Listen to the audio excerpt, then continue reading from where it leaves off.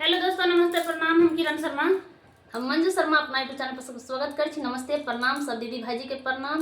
और हम दोनों देवरानी जेठानी जा रहे बहुत प्यारा सा बेटा विवाह गीत गावा। अहाँ सब जरूर सुनू, कमेंट करके जरूर बताएब गीत केहन लागल नहीं लागल। बहुत प्यारा सा गीत है। अहाँ सब ज्यादा से ज्यादा शेयर करब, लाइक सब्सक्राइब जरूर करब। बहुते सुंदर गीत है। देख लो, मम्मी दुल्हा पालकी से उतरे छथिन त मम्मी के की कहै छै, सलाम करै छथिन। मम्मी उनका अर्ज करै छथिन। बेटो कहै छथिन, राम जी अपने कहै छथिन, पाला